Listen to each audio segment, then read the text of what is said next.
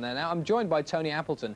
Now Tony is the guru, the god of getting into things perhaps you shouldn't be at, because you've been everywhere. You've had your picture taken with virtually every star there is, haven't you? That's correct. I've got over 2,000 pictures, right? And for no particular reason. I mean, there's no particular reason for having the shot done, is there? No, well, I say it started off many years ago, 30 years ago in Mallorca, yeah. With Anita Ekberg, a very famous film star. Yeah.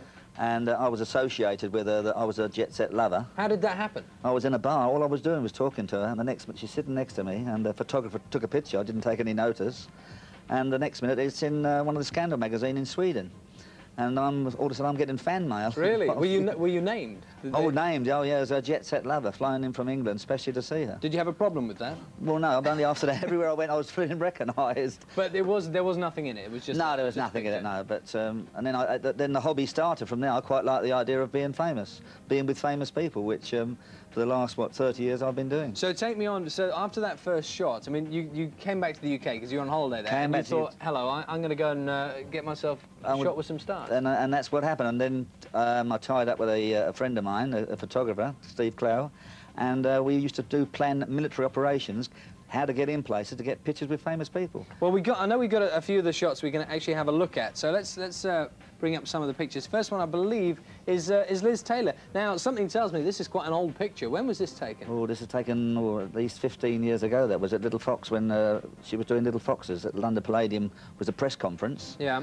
And I said to Steve, I said, Liz Taylor's in town. We've got to get her. We've got to get her. It took a week to plan the operation to get the picture. Right. And I had to get on my own. Valera could get in myself without any help at all. How did you actually manage to get in? Well, I shouldn't say this. I had a phony press card, but which really? I printed myself. Yeah. A fake press card? Yeah, I done it myself. Yeah, yeah. And so you waltzed in saying, "Hi, I'm Tony." I'm Tony. Yeah, I just flashed it, like, and they didn't bother to look at it. I mean, you can do this with a press card. So you're in. I'm in there. I'm in.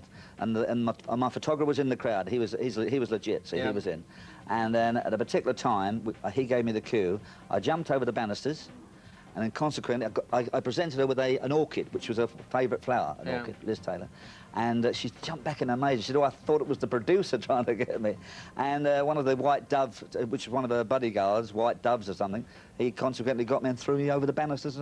Oh, you actually got chucked out? I got through. I didn't actually get thrown out of the show. I got thrown over the banisters, and I sort of mingled back in the crowd, and that was it. But you got the shot? Got the picture. Which is like you had sort of, what, a couple of seconds when she was smiling. 2 seconds. I had 2 seconds to get it, and that's like an assassin. I mean, you get 2 seconds. And I imagine, I mean, I've never been able to do with Liz Taylor, but she must have had a big entourage with her, I imagine. Oh, I nearly got spotted because a secretary, a private secretary, had actually died of a drug overdose. She actually spotted me at one stage, and and I could see her eyes following me, and I really thought, this is it.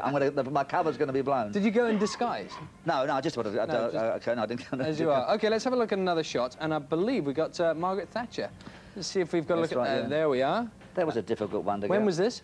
That was 1984 at the Brighton conference, before the bomb blast. Oh, really? That was really tough. But again, she had lots and lots of security, and they could see I was hanging around looking to get a picture. I mean, obviously, you know, I was looking suspicious walking up and down, so the police said, "What are you here for?" And I said, "I want to get a picture with Margaret." He said, "There's no way you'll get a picture." She said, "Got private detectives, you'll get yourself shot, son. Go away." And I insisted that I've got to have this picture. Undeterred by the threat of being shot? Undeterred, that's correct, yeah. So security tied up with Margaret and said, this guy's outside, he wants a picture with you. And that was, she posed with him, there was no problem. So she actually came out and voluntarily? She said she was okay, yes, and she was very nice, and it was Dennis's birthday that day, and I said, "Would you wish Dennis a happy birthday from me?" Really? She liked that, yeah. She's a bit scary, though, isn't she, in the flesh? Didn't you find her a bit scary? Well, she came over I know on television she comes over a bit tough, but she was very warm towards me. I mean, really very, very warm. And you got the picture? Got the picture again. And did you send it to her? Did she get to see it ever? She has seen the picture, was sent to her, and but I didn't get a reply. It's a bit frightening, though. Isn't that a wee bit frightening, though? I mean, bearing in mind what happened afterwards, the Brighton bombing, but you managed to get the shot, though. This is it, but I mean, I think if the bomb, I don't think I'd have possibly done it then. I mean, I wouldn't want to hinder security. Yeah. You know, I don't like this. I never do royalty. I mean, royalty is... Okay, Tony, we'll have more chat in just a few minutes. We're going to take a break.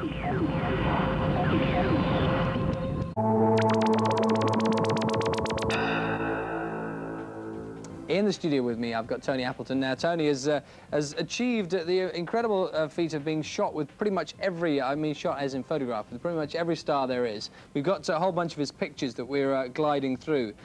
Do you have a job? I mean, this presumably can't be a full-time job. Maybe it is now, but... Well, I'd just like to say something. I've like semi-retired doing this now. I'm now a professional Toastmaster. Right. And I've trained by Ivor Spencer, and he warned me when I joined the school. He said, Tony, no more pictures. So I don't do any more pictures, not unless I was out socially. Right. I was actually a private function a few weeks ago at a dinner party, and Bob Monkhouse was there. You must be the ultimate name dropper, though, mustn't you? Because just every conversation is littered with people you'd be photographed with.